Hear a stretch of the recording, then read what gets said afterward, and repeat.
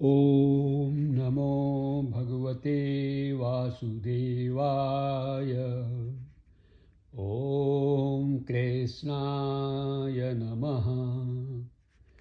ब्रह्म पुराण में कहा गया है कि जिस तरह कमल के पत्ते को जल स्पर्श नहीं कर सकता, उसी प्रकार पाप भी उस व्यक्ति को स्पर्श नहीं कर पाता जो नियमित रूप से गीता का पाठ करता है। साथियों, हमें भी अपने मन की शुद्धि हेतु नियमित रूप से गीता का अध्ययन करना चाहिए। आज हम गीता के अध्याय 2 श्लोक 36 की विवेचना करेंगे। श्लोक 33 से 35 में भगवान ने युद्ध न करने से होने वाली हानि बताई है। श्लोक 36 में भी भगवान युद्ध न करने से होने वाली हानि ही बता रहे हैं। सुनिए श्लोक। अवाच्यवादांश बहून् वदिष्यन्ति तवाहिताः नेदन्त अस्तव सामर्थ्यम् ततो दुःखतरं नु किम्। अर्थात तुम्हारे शत्रु तुम्हारी निंदा करेंगे और कटु शब्द कहेंगे, तुम्हारे सामर्थ्य का उपहास उड़ाएंगे। तुम्हारे लिए इससे अधिक पीड़ादायक और क्या हो सकता है अर्जुन। अब हम इस श्लोक की विस्तृत विवेचना करेंगे। भगवान अर्जुन से कह रहे हैं कि तुम्हारे ये जो शत्रु हैं, शत्रु कौन हैं?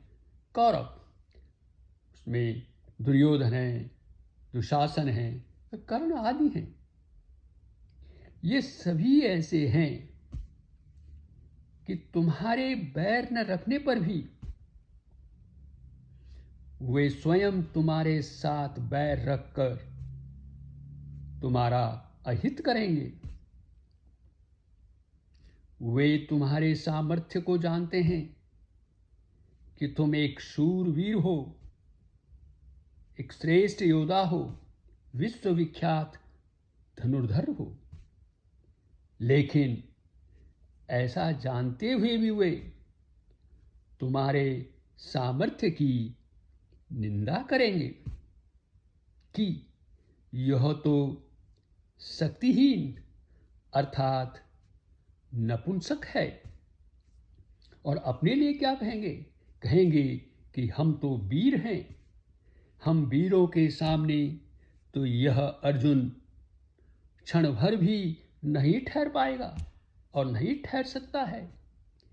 हमारे समक्ष तो कुछ कर नहीं सकता, लेकिन जब हमसे दूर रहता है तो अपने सामर्थ्य की डींग हाँकता रहता है। इस प्रकार तुम्हारी निंदा करते हुए तुम्हारे ये शत्रु सब योद्धाओं के सामने तुम्हें न कहने लायक अनेक दुर्वचन कहेंगे।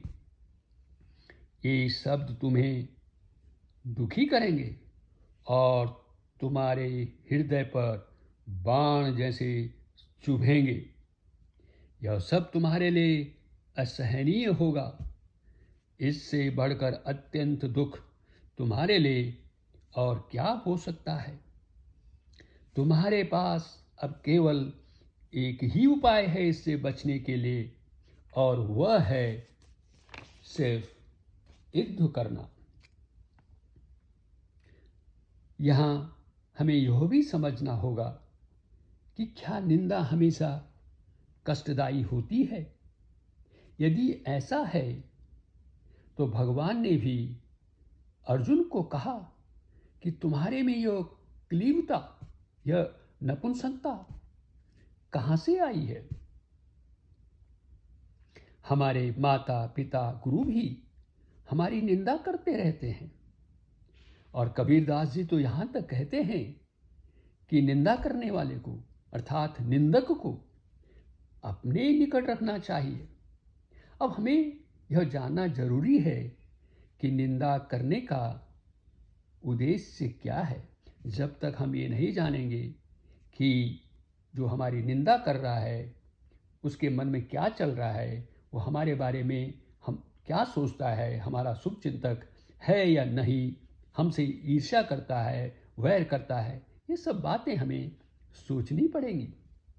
जब भगवान, गुरु, माता पिता हमारी निंदा करते हैं तो उनका उद्देश्य क्या होता है? उनका उद्देश्य होता है कि हमारे में जो अवगुण हैं, हमारे में जो कमियां हैं, वो जल्दी से जल्दी दूर हों, जिससे कि हमारा भावी जीवन उज्जवल बन सके। तो इस प्रकार की निंदा हमारे लिए कष्टदायी नहीं होती।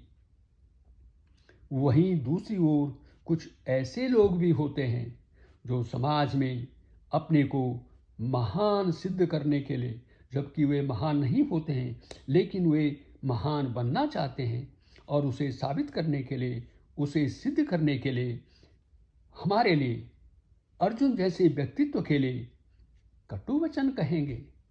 ऐसे लोगों से हम सामान्य पुरुषों को भी सावधान रहना चाहिए। साथियों, अंत में हम यह कह सकते हैं कि किसी भी व्यक्ति के जीवन में न जाने कब कैसी परिस्थिति आती है जब हमें तुच्छ व्यक्तियों के दुर्वचनों को सुनना पड़ सकता है। ऐसी स्थिति में हमें घबराने के बजाय हमें और अधिक कड़ी मेहनत करनी चाहिए, जिससे कि हम उन निंदा करने वाले तुच्छ व्यक्तियों की तुलना में समाज में अपना एक प्रतिष्ठित स्थान बना सकें, अपना एक श्रेष्ठ स्थान, श्रेष्ठ जगह बना सकें।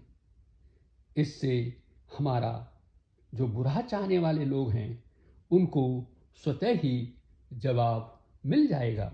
साथियों, ये वीडियो यदि आपको अच्छा लगे तो कृपया इसे सब्सक्राइब करें, फॉरवर्ड करें। वीडियो देखने के लिए आपका बहुत बहुत धन्यवाद।